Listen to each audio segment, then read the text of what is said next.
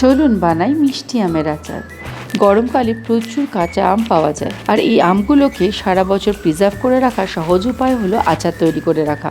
প্রথমে কাঁচা আমগুলোকে খুব ভালো করে ধুয়ে নিয়ে খোসা ছাড়িয়ে টুকরো করে কেটে নিতে হবে। এবারে ওই আমগুলো বেশ কিছুটা জলে সেদ্ধ করে নিতে হবে। 5 মিনিট মতো আম সেদ্ধ করার পরে আমের জলটা সম্পূর্ণরূপে ছেঁকে নিতে হবে। আম সেদ্ধ করা জল ফেলে দিলে অনেক সময় অতিরিক্ত টক ভাব বা কষ ভাবটা চলে যায়। এরপর একটা কড়াইয়ের মধ্যে সামান্য একটু সরষের তেল নিয়ে একটা শুকনো লঙ্কা ফোড়ন দিয়ে দিতে হবে। শুকনো লঙ্কা ভাজার একটা সুন্দর গন্ধ বেরোলে সেদ্ধ করা আমগুলো দিয়ে সামান্য একটু নুন হলুদ দিয়ে ভালো করে একটু মিশিয়ে নিতে হবে।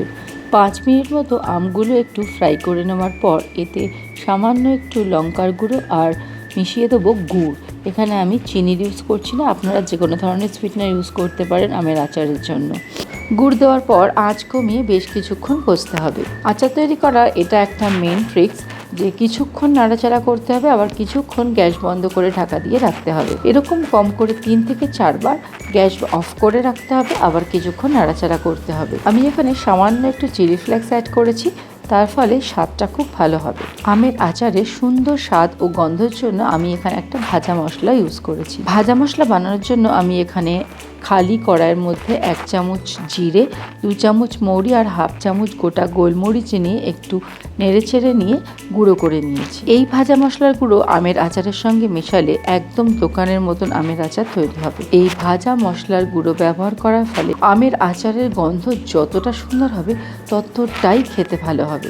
তবে আচার বানানোর এই ট্রিকটা অবশ্যই ফলো করবেন।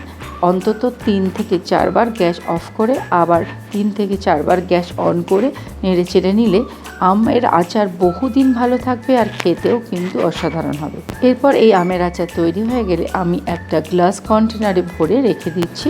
গ্লাস কন্টেনারে আচার ভরে রাখার ফলে এটি বহুদিন ব্যবহারযোগ্য হবে। তবে মাঝে মাঝে একটু রোদে দিলে আচার কিন্তু খুবই ভালো থাকবে বহুদিন পর্যন্ত। এর ফলে বহুদিন পর্যন্ত আপনি এই আমের আচার ব্যবহার করতে পারবেন, এর স্বাদ গন্ধ একটুও পরিবর্তন হবে না। এখনও ভাবছেন? তাড়াতাড়ি যান বাজার থেকে কাঁচা আম শেষ হয়ে যাওয়ার আগে এইরকম মিষ্টি আমের আচার বানিয়ে রাখুন।